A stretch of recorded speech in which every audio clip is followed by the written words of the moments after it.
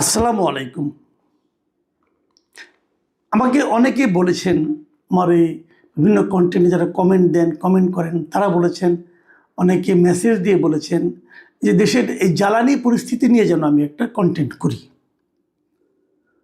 আসলে জ্বালানি পরিস্থিতি নিয়ে কী বলবো? এটা একটা বৈশ্বিক সমস্যা এই মুহূর্তে। পৃথিবীর এমন কোনো দেশ নেই যেখানে জ্বালানি সংকট দেখা যাচ্ছে না। সেটা আমেরিকায়, খোদ আমেরিকায় যেমন আছে, এরকম পৃথিবীর প্রত্যেকটা উন্নত দেশে, ইউরোপের দেশগুলোতে, অস্ট্রেলিয়াতে, সব জায়গায়, কানাডাতে, সব জায়গায় কিন্তু এই মুহূর্তে জ্বালানি তেলের একটা ক্রাইসিস। এবং এই ক্রাইসিসটার একমাত্র অন্য কোনো কারণ নেই। একমাত্র কারণ হলো ইরানের সঙ্গে যুক্তরাষ্ট্র এবং ইসরায়েলের যে যুদ্ধ চলছে সেটা। এবং এই যুদ্ধ কোথায় যেয়ে ঠেকবে এটা কিন্তু আমরা কেউ জানি না। যুদ্ধে যতই যুক্তরাষ্ট্রের জয়টা অসম্ভব হয়ে যাচ্ছে, ততই কিন্তু আমি যুদ্ধের পরিণতি আরও খারাপ দেখছি। কারণ শেষ পর্যন্ত এমনও হতে পারে, যুক্তরাষ্ট্রে যিনি প্রেসিডেন্ট আছেন, ডোনাল্ড ট্রাম্প, ওনার মানসিক স্থিরতা নিয়ে আমার অনেক সন্দেহ আছে। এই ধরনের একজন অস্থির প্রকৃতির মানুষ শেষ পর্যন্ত চূড়ান্ত সিদ্ধান্ত কী নেন এটা বলা বড় কঠিন। যুক্তরাষ্ট্র যদি ইরানের তৈল ক্ষেত্রগুলির উপর হামলা চালায়, তাহলে ইরানও কিন্তু পাল্টা হামলা চালাবে। মধ্যপ্রাচ্যের যুক্তরাষ্ট্রের যারা নাকি মিত্র শক্তি আছে, যেমন আপনার সৌদি আরব অথবা কুয়েত, এই যে দেশগুলো আছে তেল সমৃদ্ধ দেশগুলো, তাদের উপরেও কিন্তু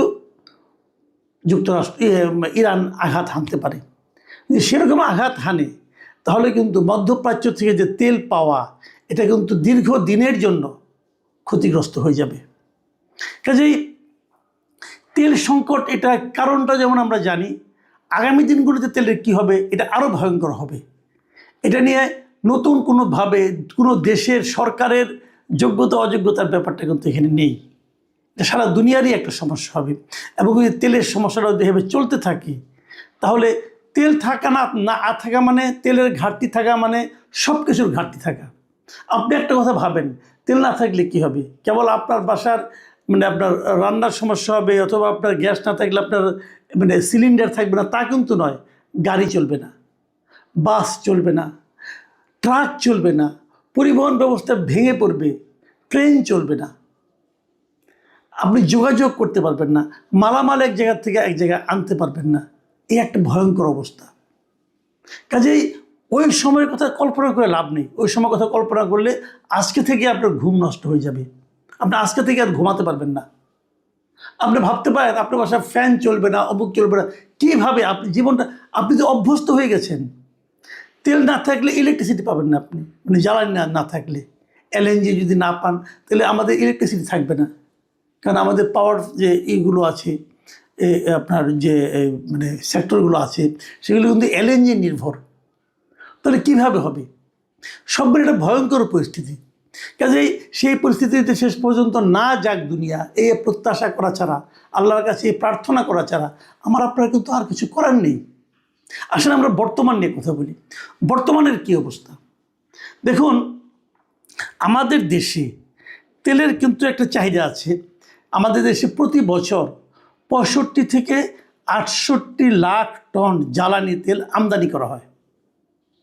65 থেকে 68 লাখ টন আমরা এটা ইম্পোর্ট করি, প্রধানত মধ্যপ্রাচ্য থেকে। এর মধ্যে ডিজেলটাই সবচেয়ে বেশি, ডিজেল এবং অপরিশোধিত তেল।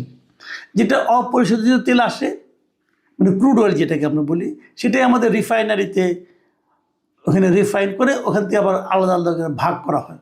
কাজেই এই তেলের পরিমাণ খুব বেশি একটা না, আমাদের ক্রুড অয়েল খুব বেশি একটা আসে না। আমরা একদম পরিশোধিত তেলতে আনি। আমরা কেন ক্রুড অয়েল আনি না? দুটো কারণে আনি না। একটা কারণে আনি না, আমাদের রিফাইনারির ক্যাপাসিটি কম, আমরা অত বেশি রিফাইন করতে পারি না, 1 নম্বর কারণ।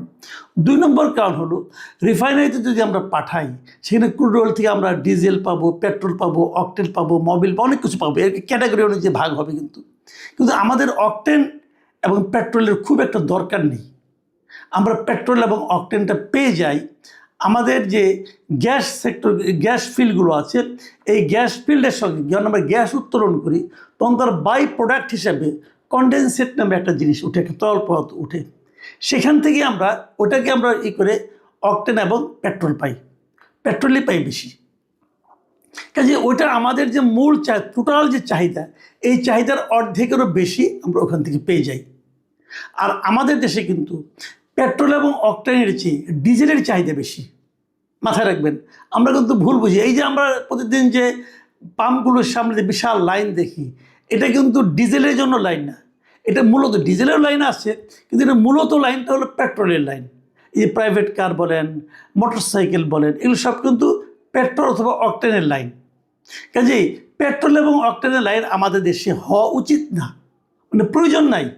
এটা আমাদের দেশে এখনও পর্যাপ্ত সরবরাহ আছে এবং কখনোই যত কিছুই হোক মধ্যপ্রাচ্যে আমাদের কখনোই কিন্তু পেট্রোল এবং অকটেনের কোনো ঝামেলা হবে না, কারণ আমরা এটা একদম, আমাদের দেশ কখনোই পেট্রোল এবং অকটেন শূন্য হবে না, কারণ এটা আমরা নিজেরাই পাই, আমাদের এখানে আছে, আমাদের গ্যাস ফিল্ডগুলোতেই আছে। কাজেই এটা আমাদের, কাজেই এটা কখনো একদম জিরো হয়ে যাবে না, কমে যাবে হয়তো বা জিরো হয়ে যাবে না। মূল ঝামেলাটা হচ্ছে ডিজেলে, কারণ ডিজেল দিয়ে কিন্তু আমরা ট্রাক চলে, বাস চলে, এমনকি আমাদের যে সেচ ব্যবস্থা, সামনে কিন্তু বোরোর মৌসুম, এই বোরোর মৌসুমে কিন্তু আমাদের সেচ দরকার আছে। এই সেচের যে তেলটা, এটা কিন্তু আমাদের ডিজেল থেকে আসে। আমাদের দেশটা হলো নদী প্রধান দেশ, আপনারা জানেন, নদীমাতৃক দেশ বলি আমরা। আমাদের এখানে প্রচুর নৌকা চলে, আমাদের যত নৌকা চলে সবই কিন্তু এখন এই ইঞ্জিন চালিত নৌকা। সেই ইঞ্জিনের যে তেলটা, এটা হলো ডিজেল। কাজে আমাদের ডিজেলের প্রয়োজনটা সবচেয়ে বেশি। আমাদের একটা হিসেব করে দেখা গেছে, আমাদের প্রতিদিন আমাদের ডিজেল লাগে 12 থেকে 15,000 আপনার মেট্রিক টন। 12 থেকে 15,000 মেট্রিক টন ডিজেল আমাদের প্রতিদিন লাগে। এখন যদি আপনি বলেন তাহলে আমাদের আছে কত, এখন আমাদের এই মুহূর্তে একটা হিসেব করে দেখা গেছে, আমাদের ডিজেল এখন মনে করেন 10-15 দিনের মতো আছে। 10-15, যদি আমরা এই একই হারে খরচ করতে থাকি, 10 থেকে 15 দিন আমাদের ডিজেলে চলবে। এটা হলো একটা হিসাব, সরকারি হিসাব বলতে পারেন আপনি এটাকে, এটা বিশেষজ্ঞরাও তাই বলছে। এখন এতে ভয় পাওয়ার কিছু নাই, ভয় পাওয়ার কিছু নাই এই কারণে যে আরও ডিজেল কিন্তু এর মধ্যে আসছে। এর মধ্যে আজকে সর্বশেষ যে খবরটা পেলাম যে চট্টগ্রাম পোর্টে সিঙ্গাপুর থেকে একটা জাহাজ ভর্তি ডিজেল এসে পৌঁছেছে। কাজেই একদিকে খরচ হতে থাকবে, আরেকদিকে আসতে থাকবে, এই ধরনের একটা নিজস্ব কিন্তু আমাদের একটা ব্যবস্থা আছে। এখন আমরা কতটুকু পাবো, এই জন্য কিন্তু আমি মনে করি আতঙ্কিত হওয়ার খুব কারণ নাই, কিন্তু তারপরেও আতঙ্ক ওইটা, যদি যুদ্ধটা না থামে তাহলে আমরা কি করব। এখন আপনি বলবেন তাহলে এত ভিড়টা আমাদের কেন হলো, এর কারণ কিন্তু আসলে আর কিছু না, এর হলো মানুষের মধ্যে একটা আতঙ্ক তৈরি হয়েছে। এই আতঙ্কটা তৈরি করার জন্য সরকার দায়ী, সরকারের জ্বালানি মন্ত্রণালয় দায়ী, সরকারের জ্বালানি মন্ত্রী দায়ী। উনি কিন্তু মার্চ মাসের শেষ দিকে উনি নিজেই ঘোষণা করে বসে আসছিলেন যে এখন থেকে তেলের রেশনিং করা হবে। এই যে রেশনিং কথা উনি উচ্চারণ করলেন না, এটা উচ্চারণ করেই মানুষের মধ্যে একটা উনি আতঙ্ক, প্যানিক ঢুকিয়ে দিয়েছেন, এবং মানুষ এরকম আতঙ্কিত হয়ে এরকমভাবে তেল কেনা শুরু করেছে। যার আগে দেখতেন আপনি একটা মোটরসাইকেল যে চালায়, তার ট্যাঙ্কে হয়তো 10 লিটার তেল আটে, সে কিন্তু 3 লিটার তেল দিয়ে ঘুরতেছে, কোনো সমস্যা নেই। এখন আপনি যত লোক মোটরসাইকেল চালায় খবর নিয়ে দেখেন, কারো ট্যাঙ্কি কিন্তু খালি নাই। ধরেন 10 লিটার তেল ভরলো, 2 লিটার তেল ফুরিয়ে গেল, সে আবার কিন্তু বাসায় যাওয়ার সময় আবার যা লাইনে আধা ঘন্টা 2 ঘন্টা দাঁড়িয়ে থেকে ট্যাঙ্কিটা ফুল করে নিয়ে যায়, কারণ তার মধ্যে ভয় ঢুকে গেছে যদি কাল থেকে আবার তেল না পাই। কাজে সবসময় ট্যাঙ্কিটাকে ফুল রাখি। এই যে টেন্ডেন্সিটা, এটার কারণে কিন্তু এখন আপনি লাইনগুলি দেখতে পাচ্ছেন। এই লাইনটা আসলে কৃত্রিম লাইন। এই লাইনে আরেকটা কারণ আছে, আরেকটা কারণ হলো যে যারা নাকি ব্যবসায়ী, এই ব্যবসায়ীরা যারা অসাধু ব্যবসায়ী, যখনই শুনছে তেলের ক্রাইসিস, তারা ভেবেছে এই তেলের ক্রাইসিসকে কেন্দ্র করে তারা তেলের একটা চোরা কারবারি করতে পারবে, বিদেশে মানে ইন্ডিয়াতে পাঠিয়ে দিতে পারবে, একটা চোরা কারবারির পথ আছে, অথবা মানুষের কাছে বাড়তি দামে বিক্রি করতে পারবে। আমি কিন্তু দেখেছি, ঈদের দিন আমি দেখেছি অনেক মোটরসাইকেল চালক যারা আছে তারা তেল না পেয়ে ওই বোতলে করে 1 লিটার 2 লিটার তেল তারা কিনেছে, 200 টাকা 300 টাকা পর্যন্ত তারা লিটার হিসেবে কিনেছে। ওটা একটা সাময়িক ব্যবসা তারা করার চেষ্টা করেছে, কিন্তু এই ব্যাপারে সরকারের কিন্তু খুব সিরিয়াস হয়েছে এইভাবে যে তারা কারা কারা তেল মজুত করছে এটা উদ্ধারের জন্য চেষ্টা করছে, পুরস্কার ঘোষণা করেছে যে মজুতদারদেরকে ধরিয়ে দিতে পারলে পুরস্কৃত করা হবে। এবং এই কারণে অলরেডি মজুতদার ধরা পড়ছে। এর মধ্যে দেখলাম ট্রাঙ্কের মধ্যে নাকি তেল ঢুকে রাখছিল। এখন ভাবতে পারেন কীভাবে মানুষ মজুত করছে, মাটির নিচে গর্ত করে ড্রাম বানিয়ে এর মধ্যে বিভিন্নভাবে তেল রেখেছিল। এর মধ্যে জানা গেছে, যেটা আমি জানলাম কয়েকদিন আগে, প্রায় 2.25 লাখ লিটার তেল কিন্তু এভাবে উদ্ধার করা হয়েছে। আমি মনে করি যাদের কাছ থেকে উদ্ধার করা হয়েছে তাদের বিরুদ্ধে কঠোরতম শাস্তির ব্যবস্থা করা উচিত, করলে বাকিরা এর উপরে একটু কেয়ারফুল হবে। এবং এক্ষেত্রে সরকারের একটা ভূমিকা খুব আমার পছন্দ হয়েছে, যদিও সেটা সরকারের জন্য অনেকটা পেইনফুল ডিসিশন ছিল। সেটা হলো সরকার তেলের দাম বাড়াবে না বলে ঘোষণা করেছে। এই যে তেলের দাম বাড়াবে না, না বাড়ানোর যে ঘোষণা, এই ঘোষণাটা কিন্তু এই মজুতদারদের জন্য একটা নেতিবাচক ব্যাপার ছিল। মজুতদারদের পরে বেচবে বেশি দামে, এই আকাঙ্ক্ষার মধ্যে পানি পড়ে গেছে এটাতে। তারা আর তো তেলের দাম যদি না বাড়ে তাহলে মজুতদারি করে লাভটা কী হলো? এই বিষয়গুলো কিন্তু আমাদের মাথায় রাখতে হবে। এবং আমি মনে করি তেল নিয়ে আতঙ্কিত হওয়ার কিছু নাই, কিন্তু যদি যুদ্ধ দীর্ঘায়িত হয় তাহলে ভয়ঙ্কর অবস্থা হবে। সেক্ষেত্রে আমি মনে হচ্ছে যে আমরা দুর্ভিক্ষের মধ্যে পড়ে যেতে পারি। এই তেল সংকটের কারণে দুর্ভিক্ষ হতে পারে, সেচ হবে না, ফসল হবে না, ফসল পরিবহন করা যাবে না, মানে খাদ্য সামগ্রী পরিবহন অনেক, মানে এটা যে কত রকম সমস্যা হবে, এরকম সমস্যা আমরা জীবনে কখনো পড়িনি। সেরকম সমস্যাও কিন্তু হতে পারে। তবে এখানে আমাদের সবাইকে সচেতন হতে হবে, মনে রাখতে হবে এটা কিন্তু সরকারের ব্যর্থতা না, এটা হলো বৈশ্বিক পরিস্থিতি। এই জিনিসটা মাথায় রাখেন।